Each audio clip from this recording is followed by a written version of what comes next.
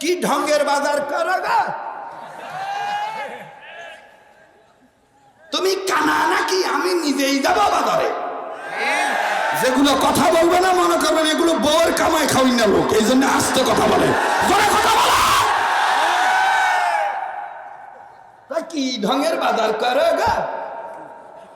কথা কয় না।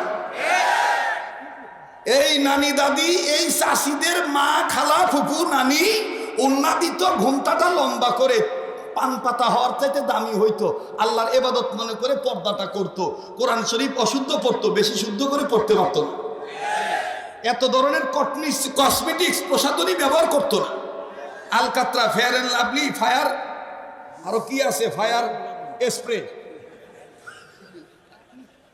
ফায়ার স্প্রে, এত কিছু ব্যবহার করে নাই। কিন্তু ওই নানি দাদিরা অশুদ্ধ কোরআন শরীফ পড়তো। সকালবেলা ফজর নামাজ পড়ার পরে কোরআন শরীফ শুদ্ধ পড়ুক আর যাই পড়ুক, পড়তে পারুক আর না পারুক, ইয়াসিনটা খুলে, সূরা ইয়াসিন খুলে পড়তো। ইয়াসিনে ওয়ালিন কুরআনিল হাকিম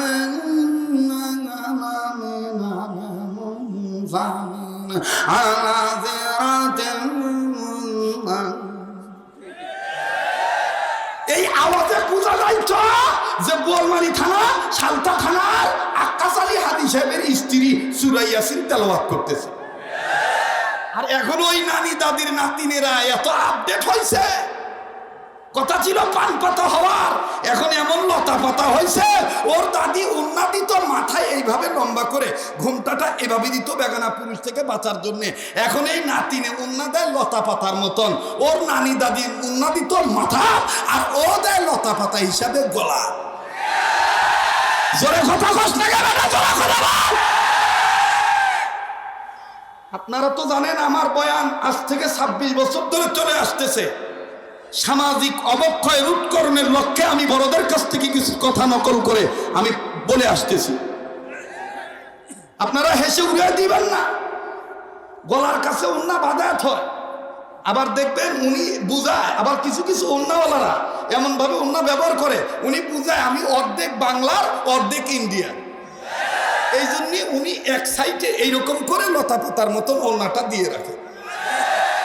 এখন আমার সমাজের কোন যুবক যদি খালি দেখে জিজ্ঞেস করে যে তুমি কার মেয়ে গো, কথা কয় না, তোমার বাড়ি কোথায় গো, এই যুবকটাকে না পেরে হলো দেখবেন জোর যার মুল্লুক তার শক্তের ভক্ত নরমের জন, তখন এই যুবকের বিরুদ্ধে ইফতিজিং এর মামলার আসামি করে তাকে দণ্ডে দণ্ডিত করা হয়।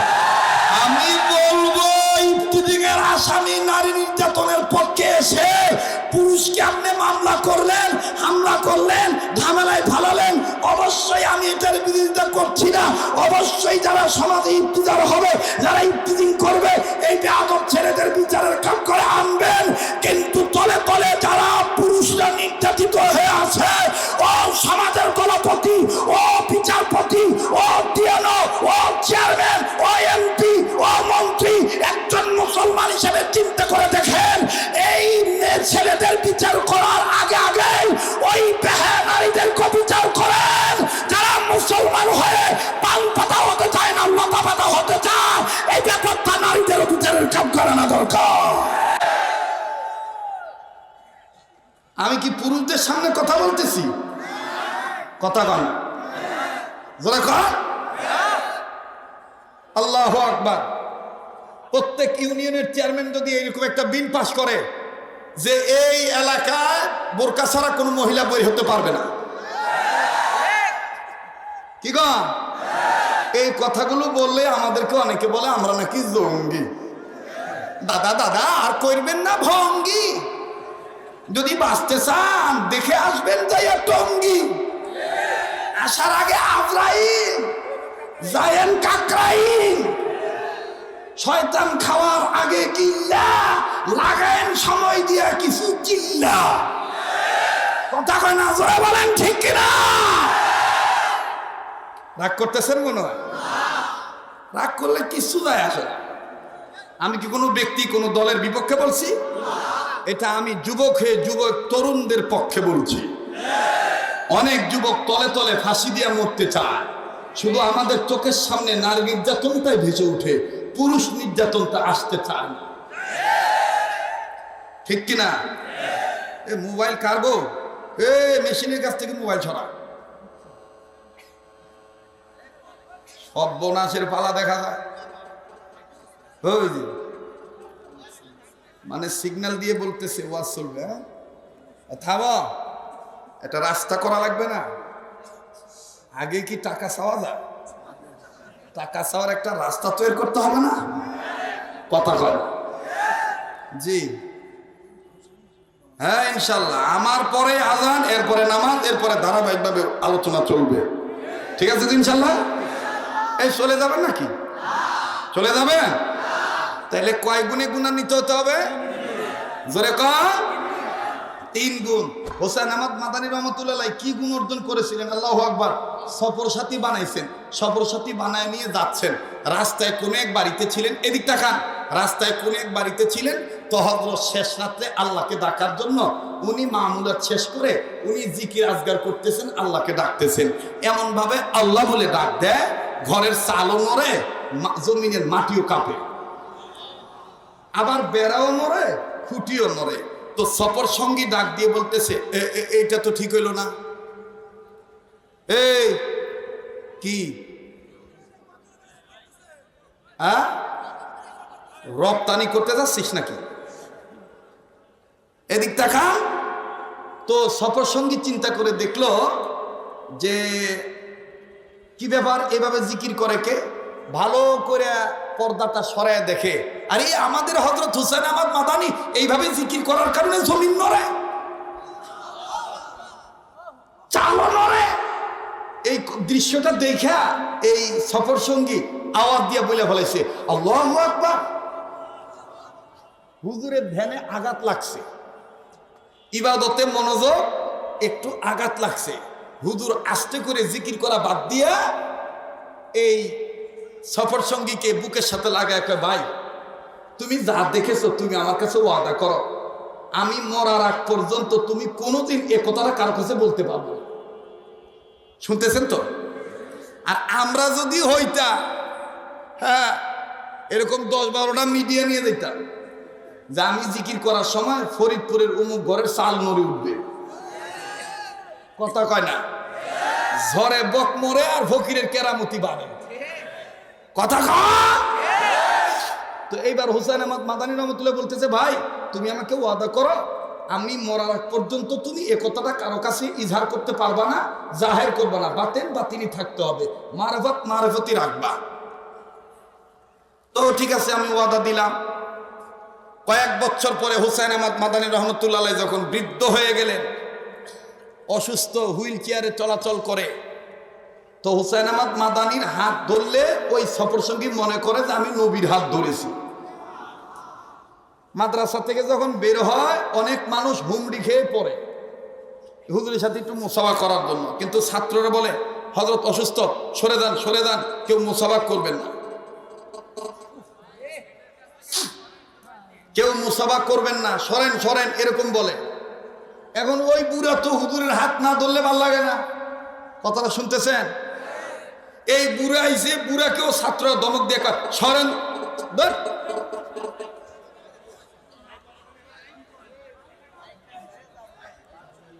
এই মুরব্বী আস্তে করে যখন মুরব্বীকেও তাড়িয়ে দিছে, মুরব্বী ডাক দিয়া রাগ হয়ে বলে ফেলেছে, হোসেন আহমদ আমার সাথে মুসাফা না করলে কইয়া দিমু।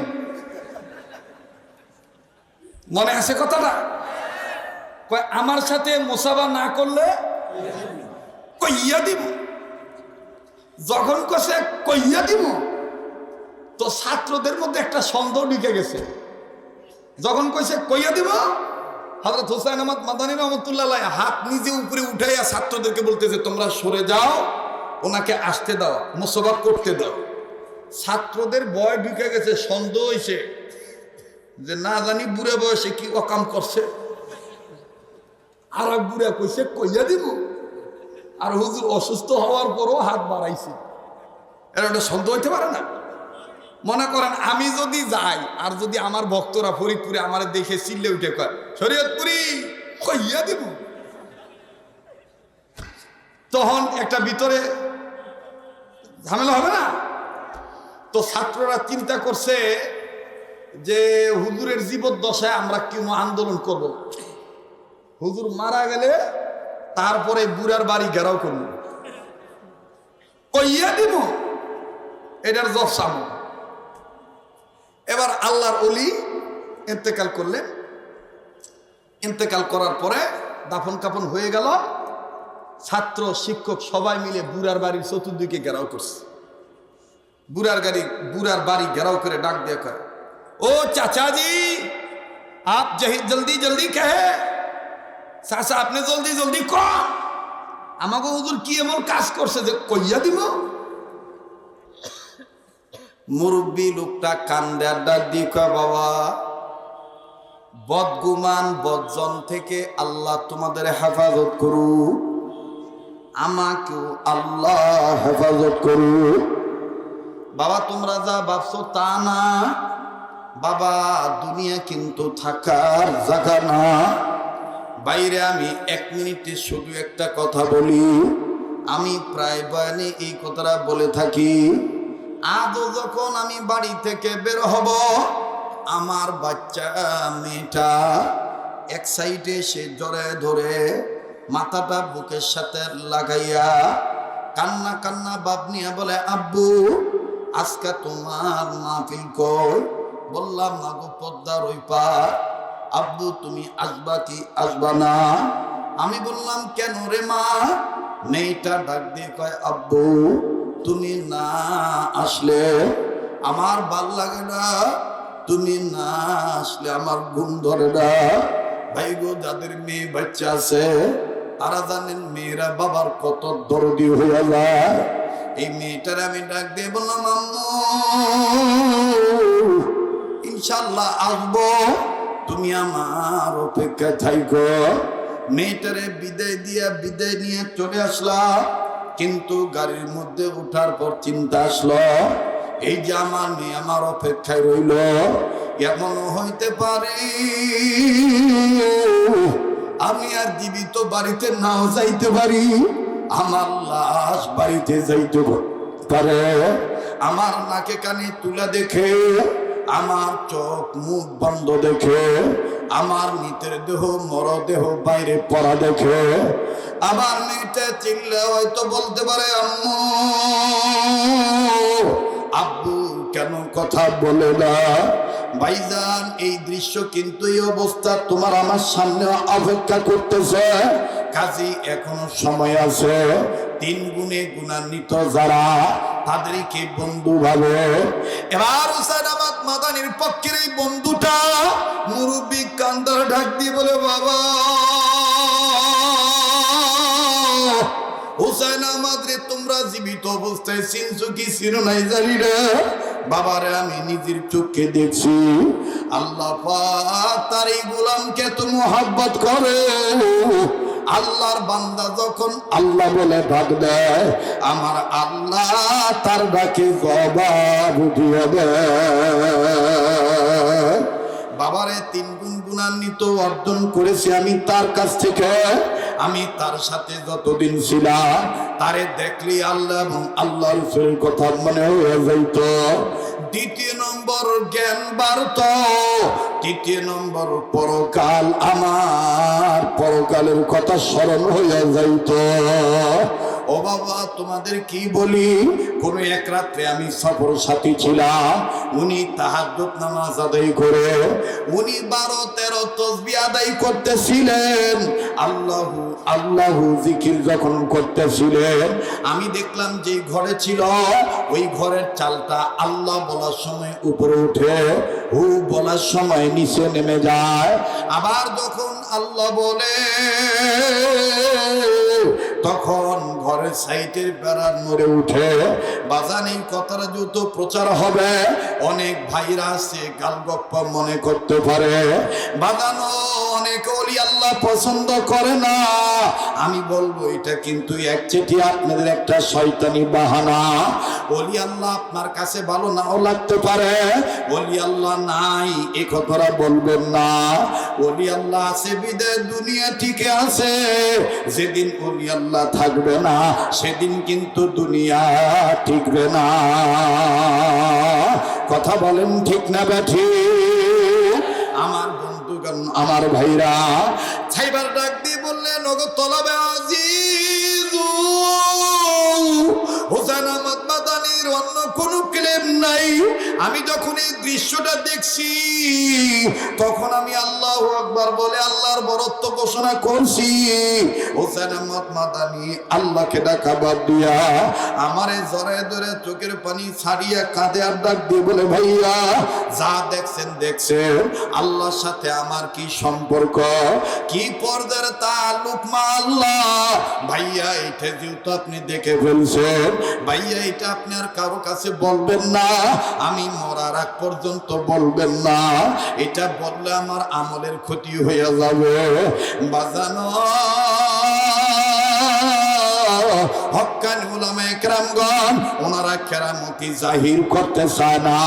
পাশেই আছে আব্দুল গাফফার দামাত বরকতুল আলিয়া, তারই আবার এক পাশে আছে আমার হযরত, আমার পীর মুর্শিদ শাইখুল ইসলাম আহমদ শফি রহমাতুল্লাহ আলাইহির অত্যন্ত লখতে জিগার মানুষ ছিলেন, খাস শাগরেদ ছিলেন আল্লামা ইসমতুল্লাহ কাসিমি দামাত বরকতুল আলিয়া।